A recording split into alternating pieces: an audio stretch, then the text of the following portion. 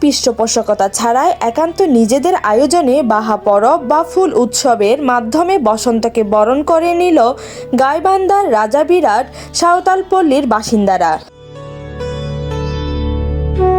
প্রতি বছর ফাল্গুন মাসের দোল পূর্ণিমার পর থেকে বাহা পরব পালন করে থাকেন সাঁওতাল সম্প্রদায়ের মানুষ।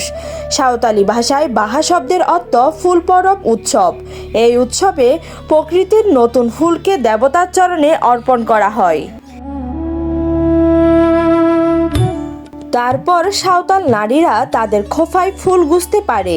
নিয়ম অনুযায়ী প্রকৃতি পূজা বাড়ি বাড়ি গিয়ে নাচ গান, অতিথি আপ্যায়ন ও খাওয়া দাওয়া সারাদিন ধরে চলে। এই উৎসব আয়োজন করে রাজাবিরাট মাঞ্জি পরিষদ। আলোচনা সভা ও প্রকৃতি পূজার মধ্য দিয়ে শুরু হয় এই উৎসব। এরপর মাথায় ফুল গুজে ঐতিহ্যবাহী পোশাক পরে নারী, পুরুষ ও শিশুরা নেচে গিয়ে বরণ করে নেন ঋতুরাজ বসন্তকে। এটি সাঁওতাল আদিবাসীদের দ্বিতীয় বৃহত্তম উৎসব।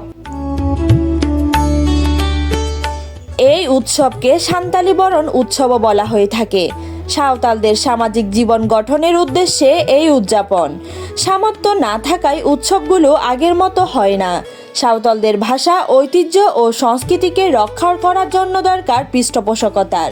সরকারি উদ্যোগ না থাকলে অন্যান্য অনেক উৎসবের মতো বাহা উৎসব ও হারিয়ে যাবে বলে মনে করেন আয়োজকরা।